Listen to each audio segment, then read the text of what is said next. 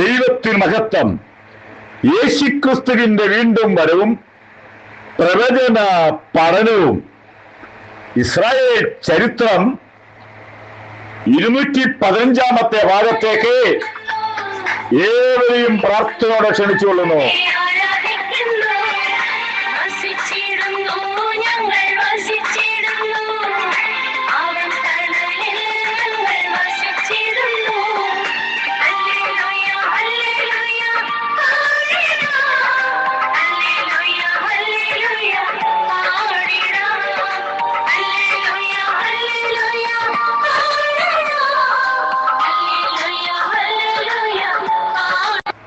അടുത്ത പ്രവാചകൻ ഏലിയ പ്രവാചകൻ.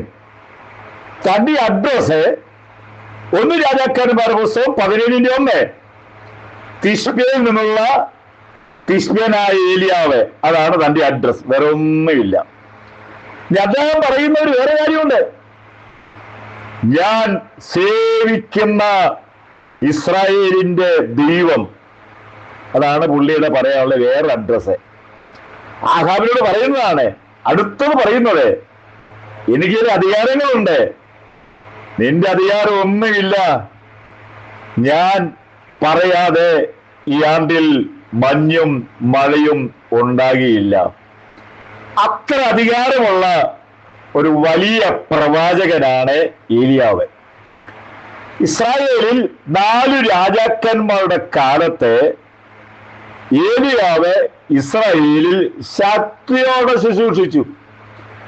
4 പേരും ഈ പ്രവാചകനെ കൊല്ലാൻ പല വഴി നോക്കിയെങ്കിലും ഏലിയാവിന്റെ കണ്ണിന്റെ ദൃഷ്ടിയിൽ ഈ 4 പേരും കൊല്ലപ്പെട്ടു, മരിച്ചുപോയി. കാരണം ദൈവം ഒരു ശുശ്രൂഷ തന്നിട്ടുണ്ടെങ്കിൽ ദൈവത്തിന് സമയമുണ്ട്, ആ സമയം വരെയും ദൈവം കൊണ്ട് നടക്കും എന്ന കാര്യം കൂടെ ഓർപ്പിച്ചുകൊള്ളുന്നു. ഈ 4 രാജാക്കന്മാരുടെ ഭരണം നമുക്ക് നോക്കാം. ഒമ്രി, അദ്ദേഹം 12 വർഷം അദ്ദേഹം ഭരിച്ചു. ആഹാബ് 22 വർഷം ഭരിച്ചു. അഹസ്യാവ് 2 വർഷം. യഹോരാം 12 വർഷം. 48 വർഷം 4 പേരും കൂടെ ഭരിച്ചുവെങ്കിലും ഏലിയാവിനെ തൊടാനായിട്ട് സാധിച്ചില്ല.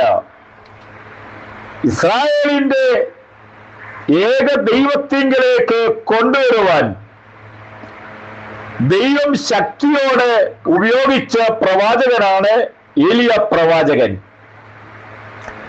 അദ്ദേഹത്തിന്റെ ചരിത്രം നമ്മൾ പഠിക്കുകയാണെങ്കിൽ 1 രാജാക്കന്മാരുടെ പുസ്തകം 17-ാം അധ്യായത്തിന്റെ 1-ാമത്തെ വാക്യം മുതൽ 2 രാജാക്കന്മാരുടെ 2-ാമത്തെ അധ്യായം വരെയാണ് തന്റെ ശുശ്രൂഷയുടെ കാലം. പഴയ നിയമത്തിൽ ഏറ്റവും ധീരനായ പ്രവാചകനായിരുന്നു ഏലിയാവ്. തന്റെ അവസാന കാലത്ത് തന്നെ കൊല്ലാൻ ആഹാബിന്റെ മകൻ തീരുമാനമെടുത്തു. തീരുമാനമെടുക്കാനുള്ള കാരണം അവൻ കിളിവാതിൽ കൂടെ നോക്കി താഴെ വീണു. കിളിവാതിൽ കൂടെ പല പുള്ളികളും നോക്കി അടുത്ത ക്ലാസ്സിലേക്ക് ഞാൻ വരാൻ ചിന്തിക്കാം. അവൻ താഴെ വീണു. ഉടനെ അവന്റെ ആളുകളോട്, ദൂതന്മാരോട് പറഞ്ഞു, എക്രോനിലെ ദേവന്റെ അടുക്കൽ ചെന്നാൽ അവിടെ ആളുകളുണ്ട്, ഞാൻ ജീവിക്കുമോ ഇല്ലയോ എന്ന് അറിയാൻ വേണ്ടി നീ എക്രോനിലേക്ക് പോകാൻ പറഞ്ഞു. യഹോവ ദൈവം ഒരു കാര്യം ചെയ്തു. ഏലിയാവോട് പറഞ്ഞു, ഇവരെ പോയി നീ എതിരേക്കുക. കാരണം ഇസ്രായേലിൽ ദൈവം ഇല്ലാഞ്ഞിട്ടാണോ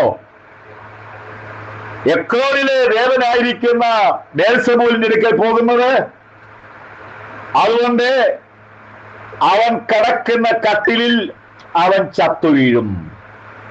കാരണം ഇത്രയേ ഉള്ളൂ, അവിടെ പോയതുകൊണ്ടാണ് നീ ചാകാൻ പോകുന്നത്. പക്ഷെ ദൈവത്തെ അന്വേഷിച്ചതെങ്കിൽ നിനക്ക് ആയുസ് നീട്ടി തന്നേനെ. അധികം നാളൊന്നും ഭരിച്ചില്ല. പോയ ആളുകൾ തിരിച്ച് രാജാവിന്റെ അടുക്കൽ ഒന്ന് പറഞ്ഞു, വഴിക്ക് വെച്ച് ഒരാളെ ഞങ്ങൾ കണ്ടു. 2 യാക്കോബിന് 1:1 വാക്യം. അവൻ പറഞ്ഞു, നീ കിടക്കുന്ന കട്ടിലിൽ തന്നെ നീ മരിച്ചു പോകുന്നുണ്ട്. ഉടനെ തന്നെ അഗസ്യാവായിരിക്കുന്ന രാജാവ് ചോദിച്ചു, അവന്റെ വസ്ത്രം എങ്ങനെയാണ്, യൂണിഫോം എന്താണെന്ന്. യൂണിഫോമിലൊക്കെ നല്ല വിലയുണ്ട് എന്നുള്ള കാര്യം ഓർത്തുകൊള്ളുക. ഈ കൂട്ടത്തിലെ പെന്തക്കോസ്തുകാരുടെ യൂണിഫോം കൂടെ പറയുന്നു, ആഭരണം ഇല്ലാത്തതാണ് ഒന്നാമത്തെ യൂണിഫോം. പിന്നെ പലതും ഉണ്ട്. അങ്ങനെയൊക്കെയാണ് ആളുകളെ പെന്തക്കോസ്തുകാരെന്ന് അറിയുന്നത്. അവിടെ ഞാൻ നിർത്തുന്നു.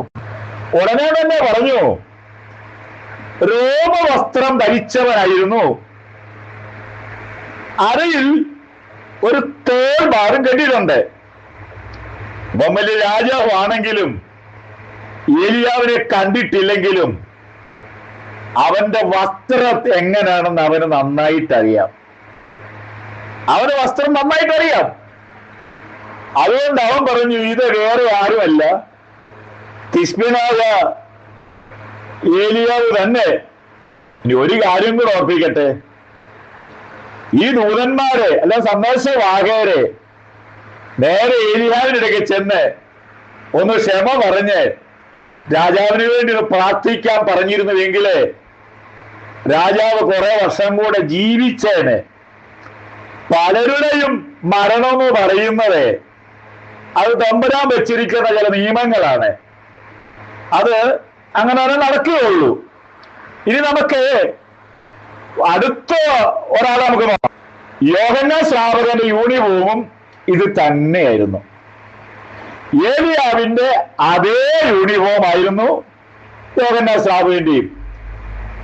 അദ്ദേഹത്തിന്റെ യൂണിഫോം ഒട്ടക രോമം കൊണ്ടുള്ളതായ ഒരു വസ്ത്രം, ഒരു തോൽബാറും ചുറ്റിയിരുന്നു. ഇതായിരുന്നു നമ്മുടെ യോഹന്നാന്റെയും വേഷം.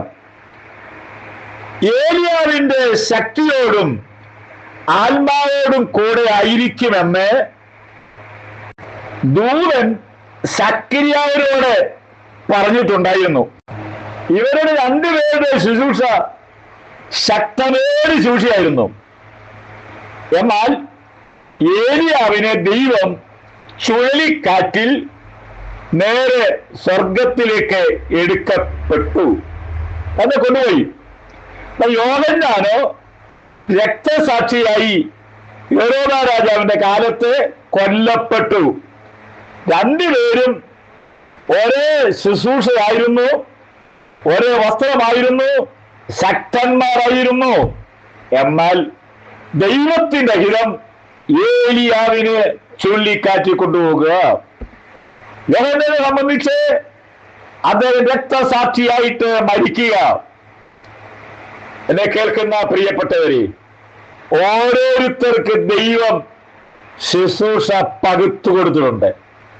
ആ ശുശ്രൂഷ മാത്രമേ ചെയ്യാവൂ. സ്വന്തമായിട്ടുള്ള ശുശ്രൂഷയൊക്കെ പരാജയപ്പെടും. ഇന്ന് പരാജയപ്പെട്ടുകൊണ്ടിരിക്കുക. മാനുഷികമായി ഉണ്ടാക്കുന്ന എല്ലാ ശുശ്രൂഷകളും പരാജയപ്പെടും.